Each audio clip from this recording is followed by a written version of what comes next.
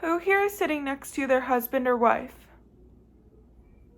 If you raised your hand, who here has been divorced?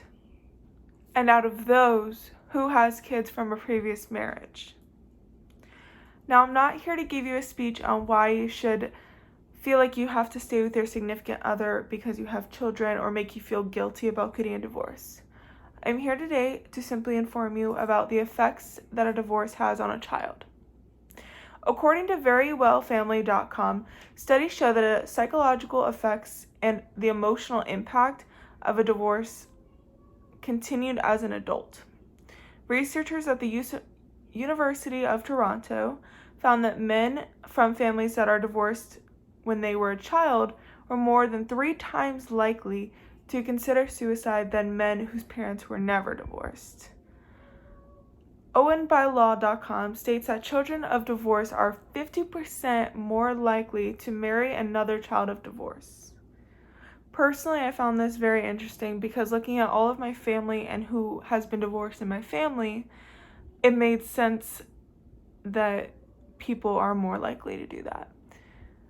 My parents are divorced. They got divorced when I was 7 years old. So I have moved, I want to say, about 10 times in my life back and forth with both of my parents. So like my mom would move out of a house and then my dad would move out of a house, so I've moved a lot of times. My parents had 50% custody of me, so Monday, Tuesdays, I would be with my mom. Wednesday, Thursdays, I would be with my dad. And then every other Friday, Saturday, Sunday, they would switch and alternate. So it was very hard for me as a child to kind of not be like all the other kids because I was constantly switching houses and I always had to pack a bag and have everything I need at both houses. And it took a while before I adjusted to that. It was also hard because I didn't fully understand what was going on. And for anyone too, like, children don't really understand what a divorce is. And none of my friends knew what it was because their parents were still together. So I didn't really have anyone my age, being 7 years old, that I could talk to and they would understand. And I didn't even understand myself what was happening. This didn't happen to me, but depending on the situation, you might have to switch schools or even move to a different state, depending on what happens in the divorce. Now, I was fortunate enough that I was able to stay at my school that I was already at when my parents got divorced, but for some kids, this could be really hard for them to make new friends at a new school and to adjust to everything. Some children might feel guilty that this divorce is their fault,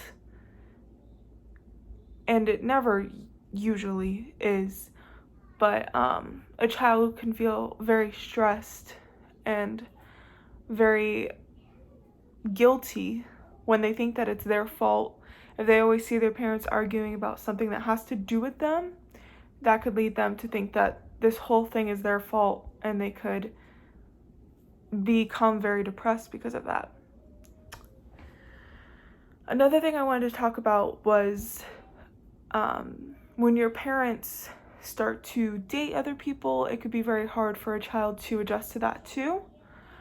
My parents both started dating people pretty soon because they were separated first and then they got divorced.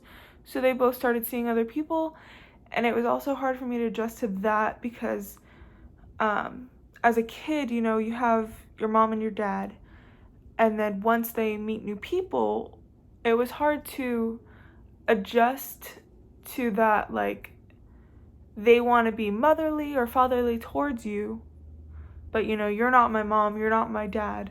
So it was hard to adjust to that. Everything was okay in my life, but some people and children might have a hard time adjusting to that as well. And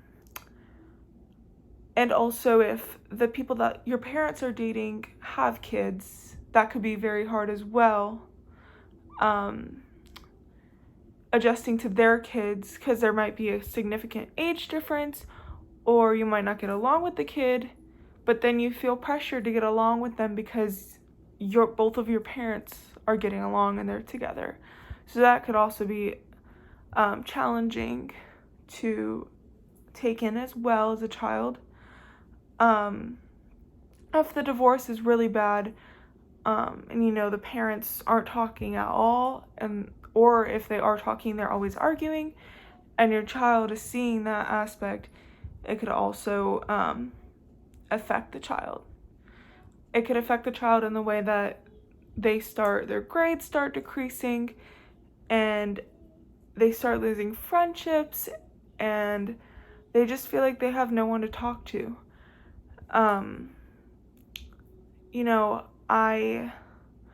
My friends were really good when I was 7. I actually stayed friends with them till high school, so they always knew like where I came from and my background and everything. And my mom, the guy that she ended up marrying, I was best friends with his daughter before our parents started dating, so it worked out really well because we got to live together and have sleepovers every night because our parents were married. And then my dad also got remarried when I was 12. And now I have a stepmom and my my half-sister that came from their marriage, and I'm very thankful for that. So, unfortunately, my mom ended up getting divorced when I was 12, so the same year my dad got married. So kind of like double divorce because it happened again when I was 12 with my mom and my ex-stepdad. But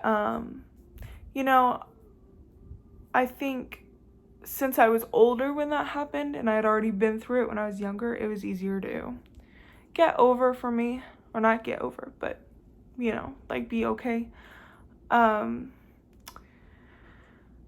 So in conclusion, divorce can really affect a child more than people would think, because they, even though they're not the ones going through the divorce, they still subconsciously think about it, and it could affect them mentally.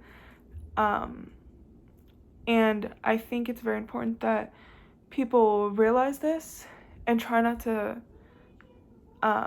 show them the really, really bad things, and make sure that they understand what's actually going on, and it can make them feel more better about it.